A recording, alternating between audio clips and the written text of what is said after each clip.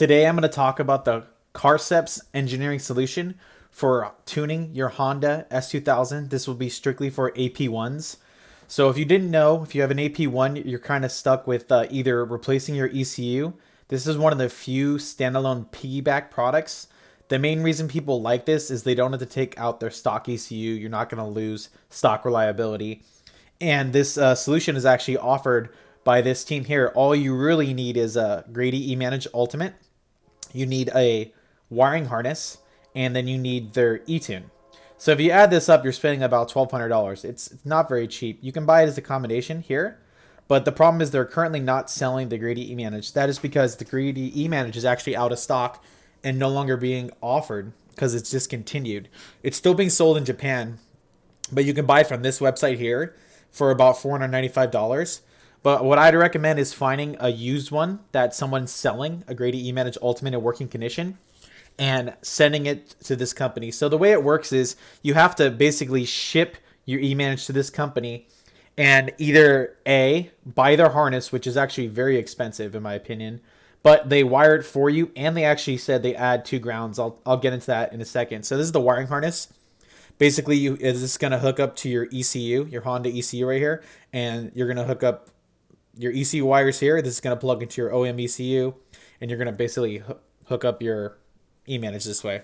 It's pretty simple, actually. I'm sorry. This is going to hook up to your eManage. This is going to hook up to your ECU. But anyways, this is their harness. It doesn't include the 2 ground wires you need to run, just FYI. So what I did is I actually went on the Facebook market, and I found myself a Grady eManage used and a harness. And I was worried because this is not the harness they offer. And real quick, they do only support their harness. So if you have any questions, or like if I had any harness questions, I would be like, hey, my harness didn't work. That was my whole plan. I got a really good deal on this combination. So I was like, if the harness doesn't work, I can always buy their harness later. I could wait. But I actually got really lucky and everything worked out. So the first thing I did when I got it was I checked. The company is really great. They sent me the wiring diagram, exactly how the harness is wired. I checked all the wires. They programmed the Grady eManage. So I had the sellers ship the eManage to the company. They flashed it over. I worked with David. He was very good. He was very responsive. I printed out all the instructions, and basically I double checked all my wires. Made sure, if you notice, all my connectors were the right pins. I made sure everything's right. So I assumed I have a boom sling harness. I wouldn't worry about their harness, but this is just for me. So I use my own harness, and I kind of went through every pin to make sure everything is correct and set up the way it's supposed to be. One thing I did notice was they didn't have anything for ground wires. So what I did is basically this is the black and red, and then the black ground wires. So I put buck connectors. I didn't want to cut the harness up and mess it up. So this actually comes with their kit. You don't have to worry about if you buy the kit from it, but if you're buying your own kit, you have to do this. So I did 2 butt connectors here that just plug in here and here, and then I soldered them together with flux wire and soldering, and I put this on my OEM ECU mounting port where they recommend it. And they also actually sent directions on how to do that, which was really nice. And their directions are great. You can basically, this is a screw here and a screw here. They provide screws for screwing in the back of the eManage. And you basically run the wires here and through the body panels, and you can't even tell it's there. It's amazing. It doesn't move, it doesn't make any noise. They said it generates a little bit of heat, but I haven't really driven it for a long period of times. I did turn all my dip switch oxes for 91 octane since I am in California. And again, the main reason I did this was for smog. So I can still, unplug the ECU and smog it if I want, or just, disconnect it. So it's kind of nice to have an option of running this or not running this without having to swap out ECUs or do anything crazy. I basically can just unplug the wiring harness and plug in my stock ECU, and the car will still work the same. This is a different tune though. So the way it works is the VTEC's about 4,000 RPMs.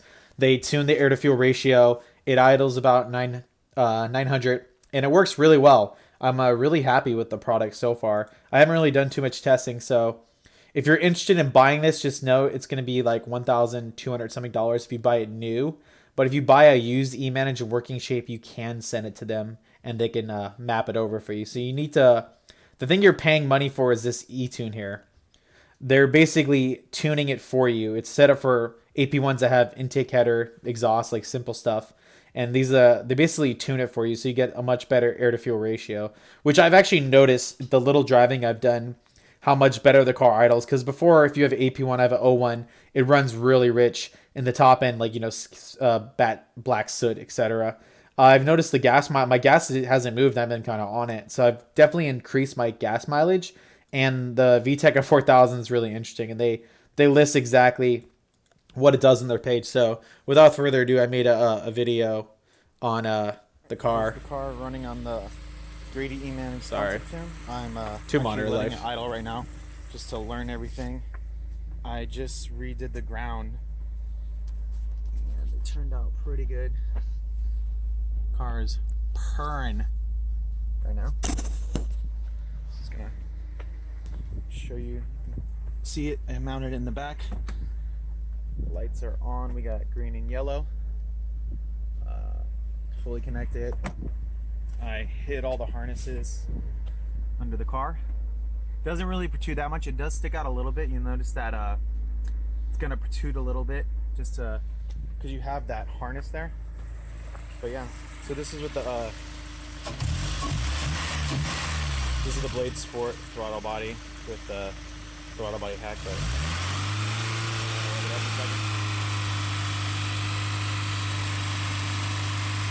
this toy radiator takes a while to heat up.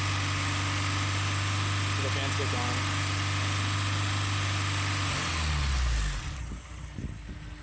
Drop back down. Let's start the idle fine. No ticking. No nothing.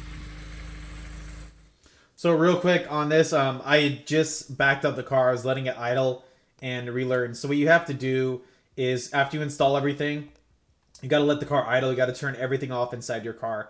So you notice I don't have my deck in. I don't have the heater on. I don't have, see, my deck's not even on. I don't have any of the AC. None of that stuff's on. It's just learning to relearn the idle. I didn't get any check engine lights. The grounds work perfectly. I basically, they give you directions on exactly how to do this. So directions are actually really good. It tells you exactly where to remove. It's actually really easy to do. It runs under this panel here. You pop this out. Actually, there's a wire loom here. It runs directly in here. And it's honestly really easy to do it by yourself. It wasn't very difficult. The hardest part was probably me having to wire my own grounds. But I was saying if you buy their kit and their harness, you don't have to do that. So I kind of made it harder on myself by buying an unsupported harness. But it kind of all worked out for me, so I'm pretty happy. The main thing that takes a long time for me, because since I have the coil radiator, it takes a long time for my car to get up to temp, because it's such a good job at just dissipating the heat. I have to wait much longer to, pump some temp into the motor. So I was just kind of letting it idle, and I took it around for a drive, and it's responsive. I mean, it's pretty nice. I mean, it's not like a turbo or supercharger. At the end of the day, you still have an all motor S2000. But for people looking to do like a simple tune, something that's something you do yourself, I'd definitely recommend or look into it. Again, it's for people who don't necessarily want to go turbo or supercharger.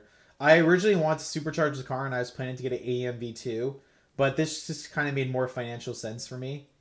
Just because the supercharger is so expensive and I really don't want to lose the reliability of the Honda motor. Not that superchargers are unreliable, but it's one more thing, forced induction. So yeah, I'm pretty happy with the car concept. If you guys are interested in their products, I'm going to leave a link to this. So if you have an AP1 or AP2, they tune for both.